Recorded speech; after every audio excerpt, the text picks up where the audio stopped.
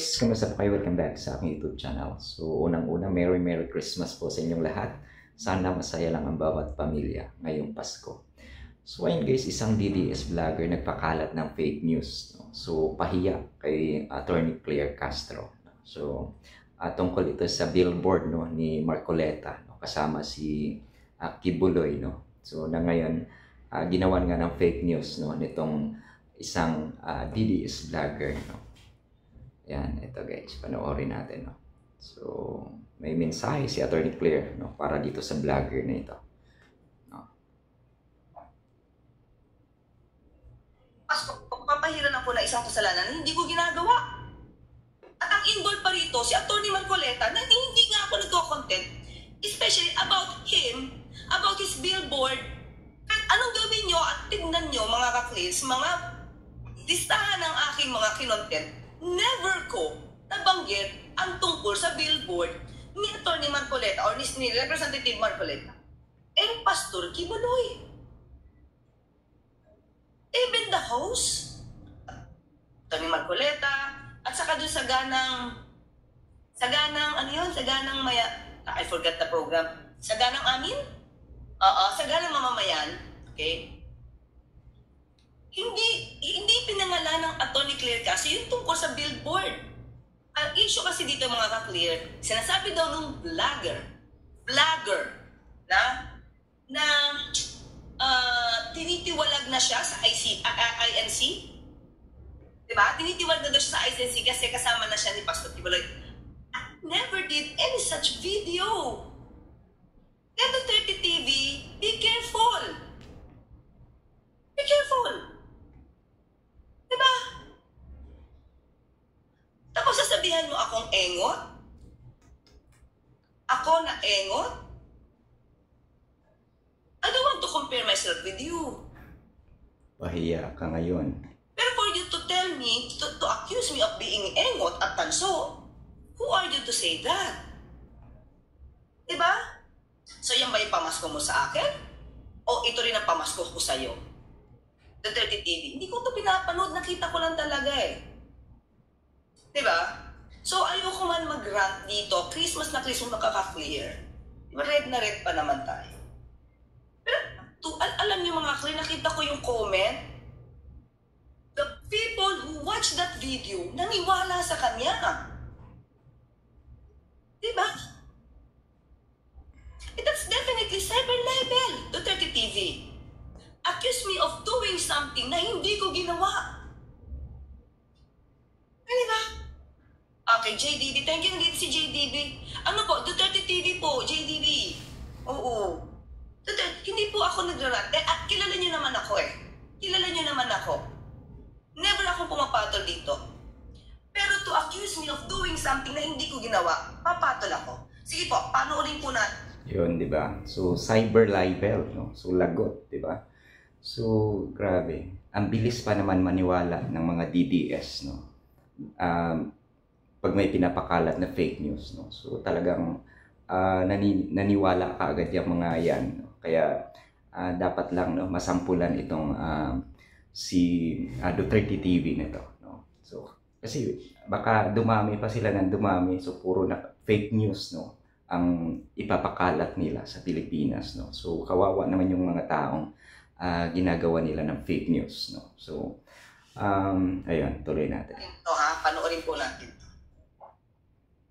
Hindi ko ito ginawa eh. Hindi po niya si Congressman Marcoleta. Bakit daw po mga kabayan? Dahil po meron pong kumakalat na billboard. Etong si Congressman Marcoleta, kasama po si Kibuloy, mga kabayan. Ang sabi po ng isang attorney na babae na turned out to be a vlogger, gusto na daw pong ipatiwalag ng mga INC si Congressman Marcoleta dahil nangipagsadid puwersa daw po sa SMNI o sa KOJC. Kung hindi ka ba naman engot, kung hindi ka ba naman, nako, kasi ang nasa utak na itong mga kabayan, talagang gusto mo nilang, ayaw na po nila ng unity. gusto po nila maging pambansang loyalista na po sila. At umaanib na po sa mga Tagliano Gold at sa mga Ensaymada vloggers, mga kabayan. Ayaw na po nila ng unity. Kasi kung ako tatanungin ninyo, mga kabayan, ha? So yun, di ba? Isang abogada, no? Pagsabihan mo ng ingot, no? So, grabe. So, ang layo-layo naman ikumpara mo yung sarili mo dyan kay Attorney Claire Castro. Diba? So, isang napakatalinong abogada yan, no? Profesora, diba? Grabe. So, diba? Ayun, so... Talaga. Kahit pa paano, gusto ko pa po na magkaayos po si... Pangulong mo? Forward natin. Para makita na, halimbawa yan. Ito si Congressman Wilbert Lee, na kumakandidato ng pagkasenador. Senador din po yan. Siya ang pinakamaraming billboard na naisabit sa buong Pilipinas. Sa ibang malaki yun po, So, diba? So, grabe itong si Duterte TV. No? So, di man lang siya nag-isip, no? Di man lang siya nag-research muna. Totoo ba yung pinagsasabi niya, no? Na pwede talaga siyang balikan, no, nitong ginawa niyang fake news na ito. So, yun nga, chinek ko yung channel nitong si Duterte TV, no. So, wala na po yung video na ito. So,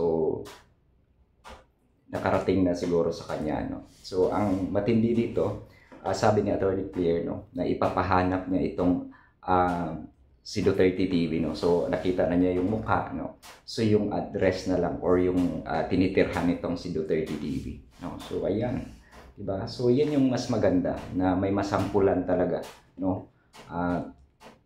Abangan natin yung pagmamakaawa nitong si Duterte TV na ito, no. Kasi kadalasan talaga sa mga Pinoy ngayon, no, naniniwala, no, sa mga fake news, no. So talagang ang fake news, no, pinaniniwalaan talaga nila yan na tama, no. So ganun ka kitid pa naman ang mga utak nitong mga DDS na ito, no. So aabangan ko talaga itong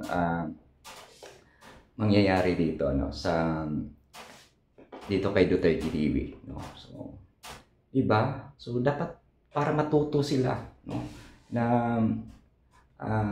dapat paging matino silang mamamayan, di ba? Hindi yung magpapakalat sila ng fake news, no? Kasi dati pa talaga, parang napapansin ko, yun talaga ugali nitong mga DDS na ito, no? So, di ba? So, dapat may masampulan, no? Kaya ito, ito na, no? So, yun lang guys, no? Maraming salamat sa lahat po ng lagi po nakasubaybay sa ating channel, no? So maraming salamat sa mga hindi po naka-likes, no? So like na lang at saka paki-subscribe na lang din po para mas lalo pa tayong dumami. So yun guys, manatili pa tayong maging mabuti, no, sa bilang isang mamamayan, bilang isang tao, no?